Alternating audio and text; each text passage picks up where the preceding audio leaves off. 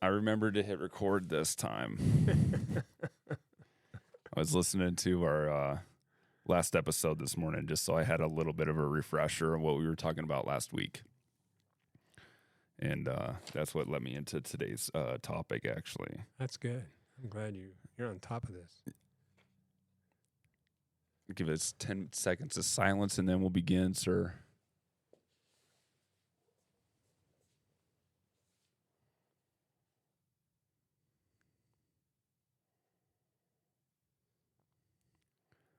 All right, you ready? Hi, I'm Nick. Hi, I'm Larry. Welcome back to LTL, everybody.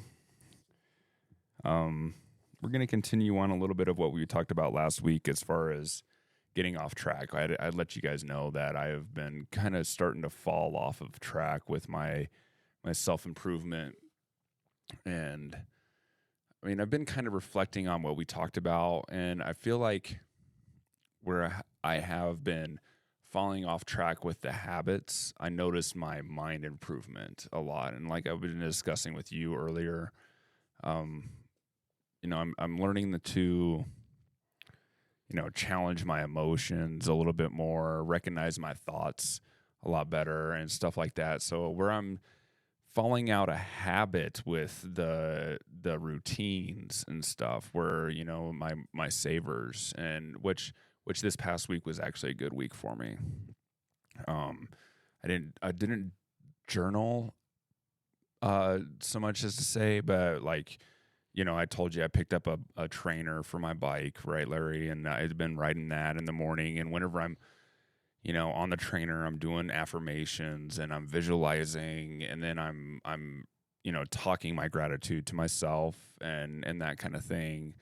And then, if I wake up and I really feel like I'm having a struggle day, or I'm going to, that's when I'm like, all right, cool, let's write some stuff down.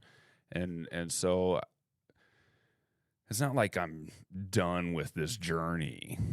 I'm more or less modifying it to my lifestyle at this point in time, because I mean, I need to, like we've discussed, this is a big ship that I'm turning, and I'm trying not to take it so hard on myself.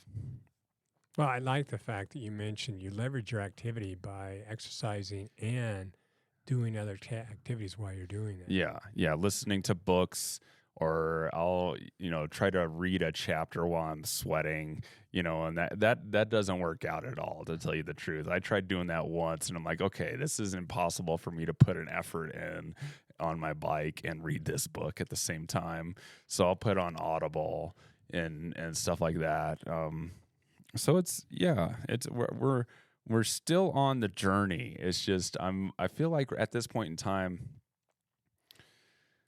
where some weeks I'll have like what led into last episode and me talking about it was I was kind of depressed, and I had felt that, and at the same time the depression was stemming from me giving myself a lot of negative self-talk and stuff like that. So it's one of those things where as before, I wouldn't have been able to really recognize that, and now I am, and that's a big deal. Yeah, awareness is the big number one step before you have change. You got to be aware that there is an issue. Yeah, and then you have the desire to want to change that. Yeah, and then do what it takes. Like I don't know if we mentioned it in the podcast, but I had recently started doing this new thing, which I haven't done in the past. And that's something where I just repeat to myself, like, Nick, I love you.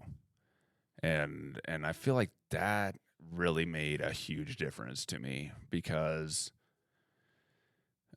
I'm generally a very caring and giving person overall with people. And I share my love with a lot of people, but I've never really shared my love with myself. I've always been, and so me just being like, Nick, I love you, and tell myself that whenever I'm feeling in a funk, and no matter whatever mood I'm in, and that just is something that's reinforcing to this whole journey. I really feel like is me saying that, and and I feel better for it.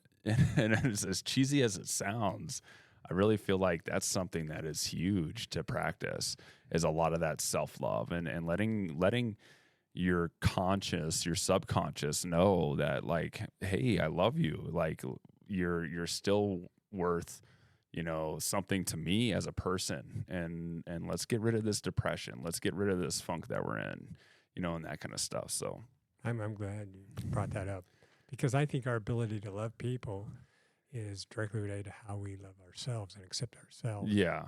And I think that keeps our emotions more in check. Oh yeah. Yeah.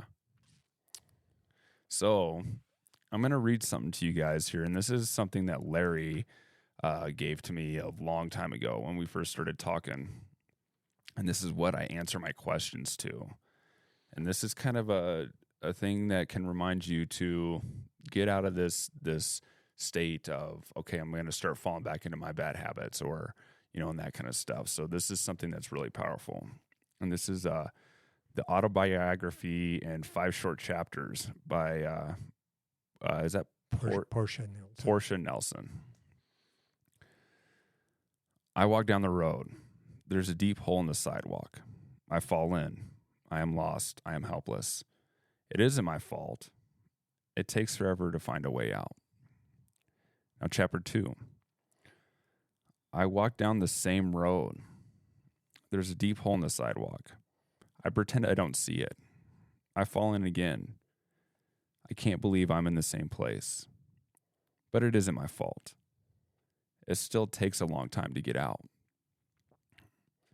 Chapter 3. I walk down the same road. There's a deep hole in the sidewalk. I see it's there. I still fall in.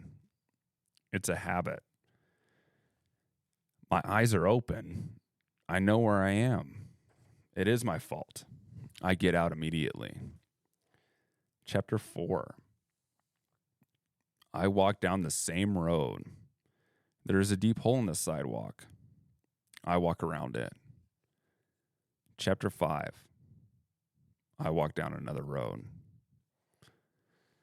And then, so for me personally, I really enjoy that because whenever I'm starting to do my questions, the only thing I visualize is I walk down another road. And then my first question is what do I want to see down this road? And so I feel like that's a powerful question to ask yourself, because when you're asking yourself, what do you want to see down this road? You're asking yourself, what do I want to see in my life journey? Right, Larry? Right. Where do I want to go with myself?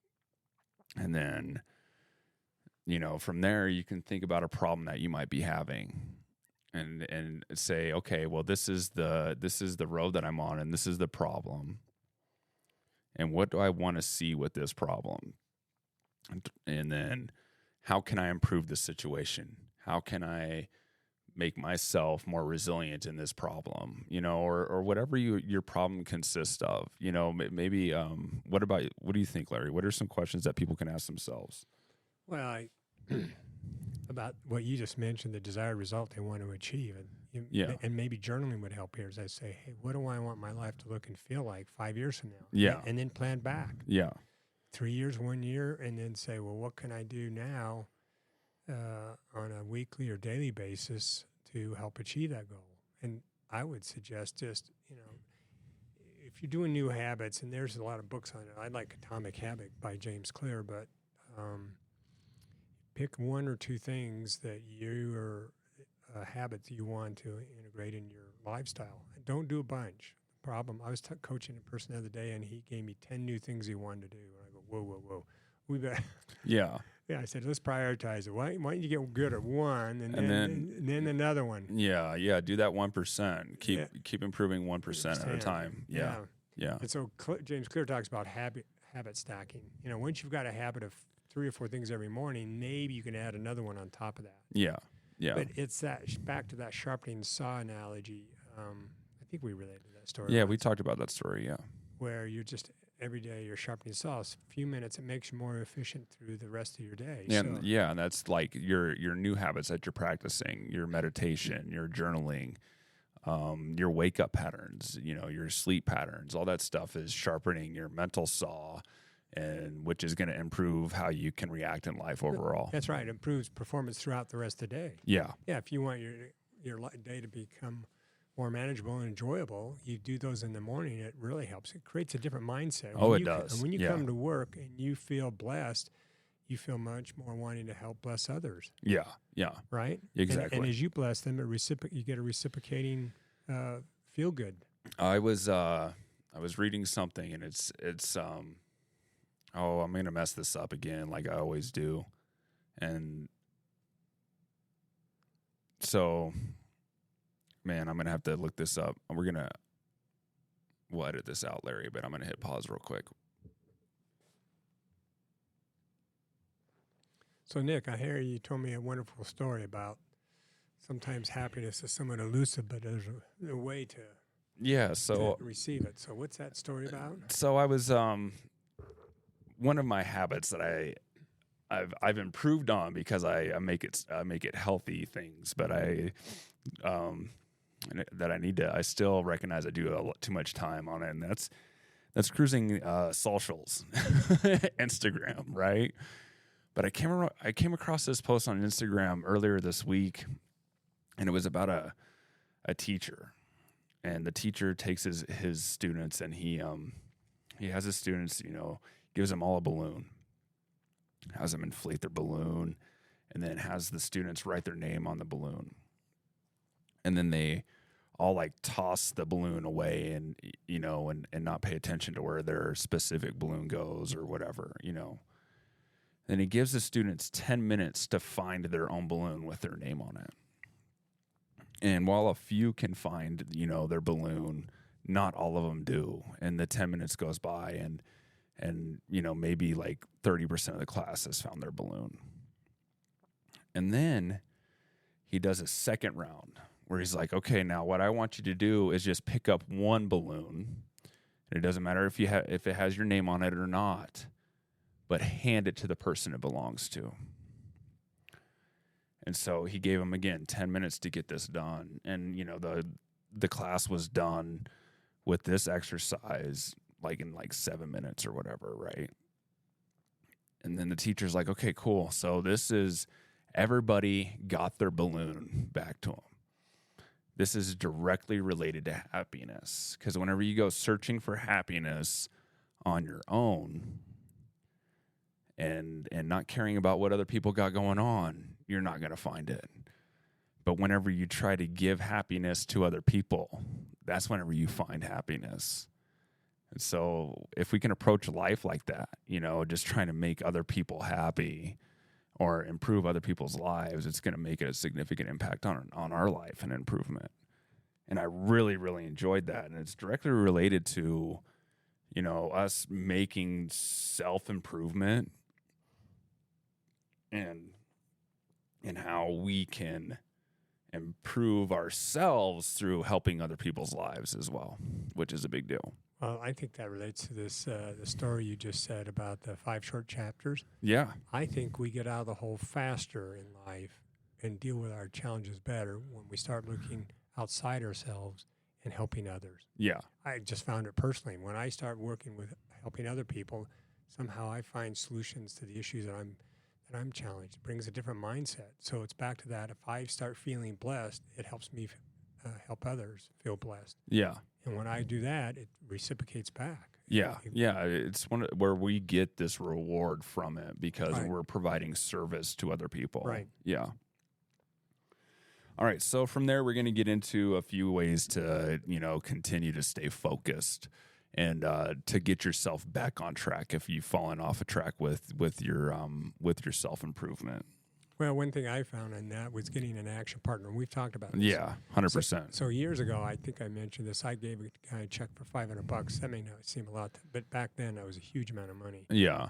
And I said, if I don't fax my results, back then I had fax. We didn't have internet. Yeah. And I said, if I don't fax my results, every Monday morning you have permission to deposit that check. Yeah, or it doesn't have to be money. No, it could be like that's what I did personally. Well, yeah. What do you? It's really take a lot of pride in, or if you mess up and don't do your, things and don't report to me, like you're going to have to shave your head or something like that. Or something maybe more positive. I was kind of a negative, but I'm saying finding something to reward yourself. Yeah. So there's other things that I think, well, if I could do this all during the week, what will I reward myself by Friday? Exactly. Yeah. So I would reward myself on a date night with my wife on Friday if I accomplish certain things during that week. Heck yeah. Yeah. So anyway, whether it's an action partner or someone else to help you, it's same with jogging. I didn't get into it until I had a friend that said, hey, I'll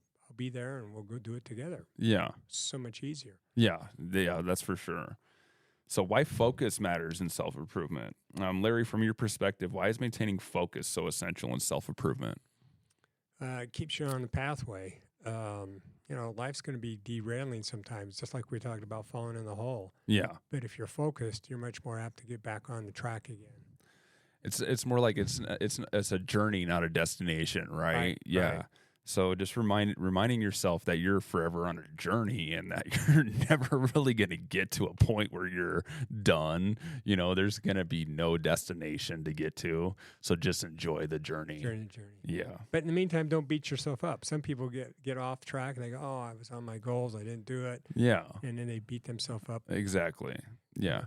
And learn to recognize, okay, like maybe, okay, this week I was off, and you're going to have those weeks that you're off, and you're going to have weeks that you're on. And then at the same time, sit here and go, okay, but am I actually making improvements? And if you start looking at how you're reacting and the actual improvements that you're making, okay, then it's not so bad, And that's like I was discussing with you. That's something that I ran into personally, where I was like beating myself up and just being depressed.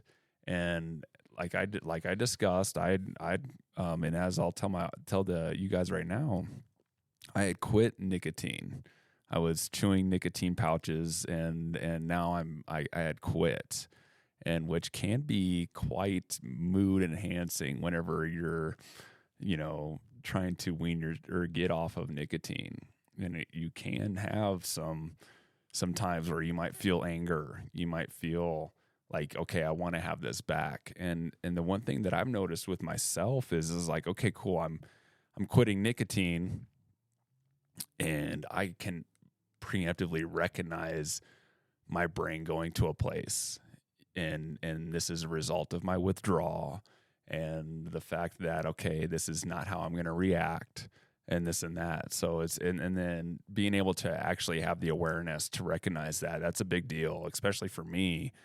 And because because I've quit before, but I was, angry and not willing to recognize that I'm in charge of my emotions. They're not in charge of me, and stuff like that. So through this process, through this self-improvement, that's something that I'm like, all right, cool. I can recognize that I'm making this change now.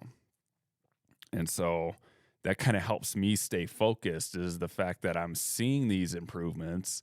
All right, cool. Let's keep on track with what I'm doing. So what are some practical tools for maintaining focus? What do you think, Larry? Well, sometimes people will put pictures on their mirrors. Okay. Keep some more affirmation statements. Yeah, like vision boards. And then they're saying, okay, here's what I'm trying to work towards in my life. So stuff that reminds them to help them stay on the track. And SMART goals. What's that SMART acronym stand for? Specific, measurable, attainable, reasonable, and time bound. So if you use the SMART goal setting technique, that's going to be something that really helps. The time bound is a big deal as well. Like, I'm going to give myself this amount. Time bound can be a lot of things, right? It can be like, I want to do this goal at this point in time in the morning, or I want to have this stuff done by this segment in time in my life too. Yeah. So when I was preparing to ride that Tour de France route last year, yeah, I actually had a program that my coach had me work on. And so he says, here's the goal. And then the training program actually told me what I had to do every day Yeah. to get to the point where I could do it. Yeah. So, and that was time bound. It says you got to put in so many hours a day, and here's what you got to do, and here's how many watts you got to expend when you work out. Tracking progress is another big tool. Where it's through like apps or a simple journal, seeing your progress can be a huge motivator. And that's where my journal is really big, because I can go back 6 months ago and look at my mental state then, Yeah. which was just not very stable, to looking at my mental state now and being like, okay, wow, I still have some stuff to work on. And some grieving to do and stuff like that, but at the same time, I'm handling it a lot better than I was. So that's a big deal. Mindfulness practices. Yeah, I do that every day. Meditation. Meditate. I mean, that gets your mind more grounded. Oh yeah. It helps set the tone for the day. Helps you recognize your thoughts and it gives you the awareness for your thoughts and your emotions and all kinds of stuff. I didn't realize how powerful. Well, for me, meditation is hugely powerful. It's something that I really appreciate the fact that I started practicing, and it's not intimidating anymore. And at the same time, it's not where I went into meditation thinking, okay, cool, my mind needs to be blank. and it's not that at all. It's learning to recognize that no matter what, I'm thinking about stuff. Let's just recognize my thoughts and let them go. They come and go like waves waves in the ocean. And so just letting our brain do its thing, and then recognizing that what I'm thinking or feeling is not who I am, and it doesn't dictate. I get to choose how I react to those things. They don't get to dictate how I react. Good point. I kind of like to think that mindful meditation is like, what do you call it? Strengthen your mental muscles. You know how you do exercise? Yeah. You spend so much time on that. Well, meditation and mindfulness is the same thing. It's helping your mind get stronger and more aware and being more proactive in your life. Oh, yeah. So energy management. This is going to be something that I'm going to try to learn to practice. I think this is something that I need to incorporate a little bit more. Energy management, finding your peak productivity times, and aligning your self-improvement activities with those times can make a big difference. So I think, and I know this for sure, that I have no energy in the morning. But at nighttime, once the sun goes down, I'm like, all right, cool. My brain just turns on. Don't get me wrong. I love, the sun, and I love being, active during the daytime. But whenever that, I don't know what it is, Larry, and it's been like this since I've been a kid. And as soon as that sun goes down, my brain's like, all right, cool. Let's do stuff. Let's get creative. See, I'm the opposite. Man, my creativity's at 6 a.m. and I don't know when that started, maybe back in the 30s or 40s, but I was like you when I was young. Uh-huh.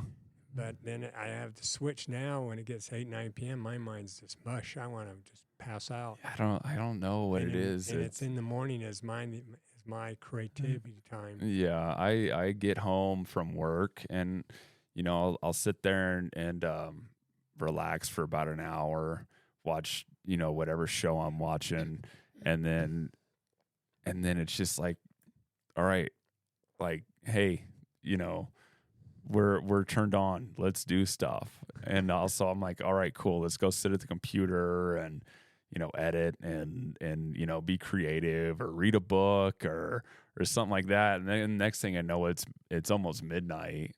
And I'm like, man, like, here I go. Like, I wanted to get up early tomorrow, but whatever, It's so trying to change that pattern, I think, is going to be really difficult for me. But I'm going to start, instead of trying to defeat it, maybe embrace it a little bit more. And work on my self-improvement techniques and my journaling and stuff like that at that point in time as well. Good. All right, so something else that can really help you stay on track and keep focused and continuing for that self-improvement is tackling challenges.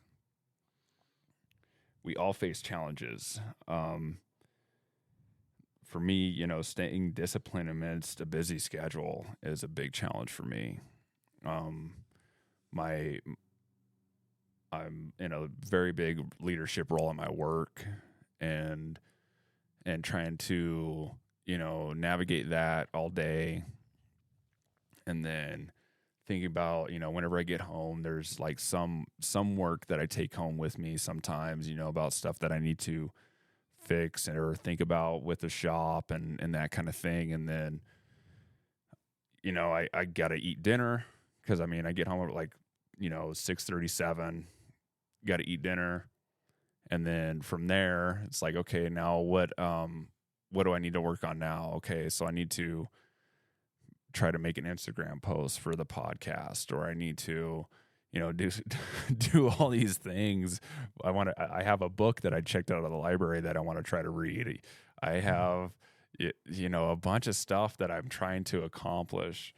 And, it's staying like, and then not being all like, okay, cool. Well, I just really want to relax.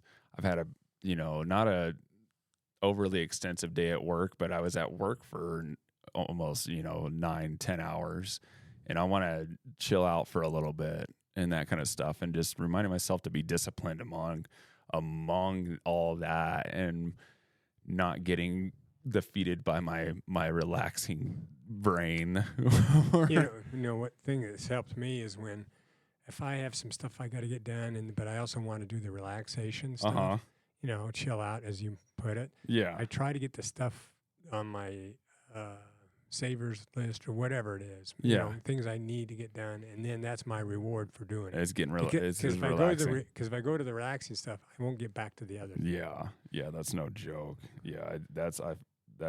So I kind of think, I'm going to finish this. Like right now, I'm rewriting an autobiography for my grandkids, and I just spend a few minutes every day. It was such an overwhelming project. You see what I'm saying? Yeah. I thought, no, I'm just going to carve out 20 minutes a day, 30 minutes, and then just knock it out. Yeah, heck yeah. Okay. So that's why I just make it more bite-sized. You see what I'm saying? Yeah. Make it a little bit and say, okay, I'm just going to knock out 10 minutes here, 15 minutes here, and then I'll go do something else. So the Pomodoro technique is something that you're practicing, that, working that 20 minutes, giving yourself a 5-minute, 10-minute break. Right. Working for 20 minutes, okay. And having a support network. That's a big deal. Friends, family, or mentor. Your accountability partner, somebody that can keep you accountable and keep you uplifted and keep you kind of focused and staying on track is another big thing for sure, to maintaining that whole focus aspect. And another thing is that I've found that really helped me is going into like Meetup, which is an app that'll have a bunch of different like programs or groups that meet and discuss like philosophy or death, or they play board games, and there's all kinds of groups that get together through the Meetup app. And I've really enjoyed going in there and be like, oh, okay, cool, that looks like something that I'd want to take on and go and just see what this meeting is about, and then going in there and just putting myself out there, going to that group and actually really enjoying myself, and at the same time having the awareness to recognize that this is something that is getting me out of my shell. It's experiencing me to new and different people and how they think about things and that kind of stuff. And at the same time, I can make a little bit of an influence on them and let them, show them how I think about things and what I've learned in the past 6 months or so. And then so I'm kind of, reinforcing that whole process again. through self-improvement is sharing it with other people, and sharing it and teaching it. And it's not like you have to, like, this is what you need to do and pin them down. It's just like, well, I found whenever I do this, this happens for me, and that's the end of it, right? That's all the knowledge that you need to share. And just by doing that, you don't know who you're affecting. Maybe somebody's like, oh, okay, cool. Well, let me try that. The guy that I never, that I met this first time at this meeting said that this is what he does whenever he encounters this problem, and it works for him, and he seems to be a happy person. Let me try it out. And then next thing you know, you've influenced somebody's life. And it's just by sharing that little bit tidbit of knowledge. That's another thing that I found that has really helped me stay on track with my self-improvement and want to continue it, is the fact that I get to share it with other people and give them happiness, like we discussed, so I can have some for myself. That's a great idea. Yeah. I think, in back to what you said before, asking yourself a lot of questions, journaling helps help resolve some challenges, because Oh, yeah. different questions creates a paradigm shift in the sense that you see the problem at a different angle. Yeah. But as you learn that, then you go, wow, I never saw that. I'd like to share that. Exactly. I mean, that's with life. You find something, you go, oh man, this is awesome. I think I didn't know this. Maybe I should share it with other people. And what that does is that helps you and them grow. Exactly. It really does. And it's reinforcing the whole aspect of what you're learning, and giving it to other people, teaching it is something that I really enjoy, because it, like I said, and I've mentioned this before, I'm doing it for 100% selfish reasons because it's reinforcing what I'm learning. Getting to share it with other people. Sometimes I wonder if that creates a dopamine surge. It's a different type of addiction, but this is a good one. Yeah. Isn't it? Yeah, for sure. It makes is. it's a feel good. You go, oh, that's great, versus being dependent on something else to feel good. Exactly. When you help other people, you feel good. You go, hey, I like this feeling. Yeah. And it creates more purpose and meaning in life. And when you create more purpose and meaning in your life, there you're on more of a journey of joy and happiness. Yeah, 100%. Right? Yeah. And you guys might feel like we're on this like record that is just repeating over and over again, and it's one of those things where that's almost what it needs to be, but you have to keep hearing this. You have to keep saying it. You have to, it has to be this continuous repetitive cycle. And no matter how much you feel like, oh, well, I've already heard this before and it hasn't made an effect on me or whatever. And it's one of those things where just hearing it over and over again, there's going to be one of those things where one of these days it's like going to be like this switch goes off, and you're going to be like, oh, okay, now I get it. And now I see why everything, incorporates together, and all this stuff that Nick and Larry are talking about is something that works all in this big giant circle. And I see why the repetition is key, and so as much as I feel like we're boring you, at the same time, this is something that I'm passionate about, and just recently discovered this passion. Larry's been passionate about it for a very long time, and it may seem repetitive or monotonous or something that's just this never-ending do it over and over and over and over and over again. But at the same time, that's what it needs to be, because this is how we get to where we're in a better state, and this is how we can actually help other people, and this is how we can improve our lives and at the same turn improve other people's lives. So, because that's what this is all about. I mean, we're in this giant circle together.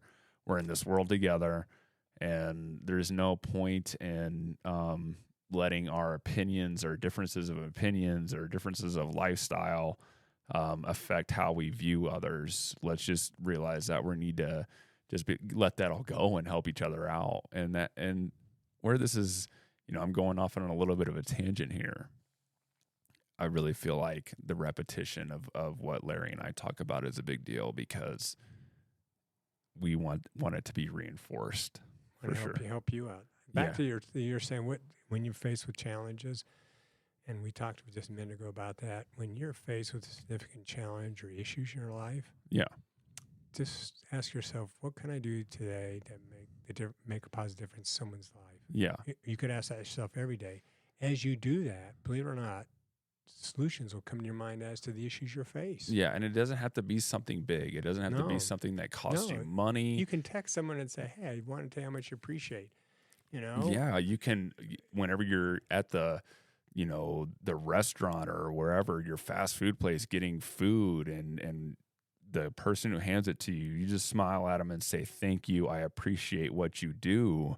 That's really all it takes. Maybe you just telling that person that they appreciate what they do is going to, make their whole day. make their whole day. You never know what your positivity towards somebody is gonna how it's gonna benefit them, and I feel I really like and I really enjoy that because it's one of those things where it's like, okay, it may not have made an effect, but what if it does?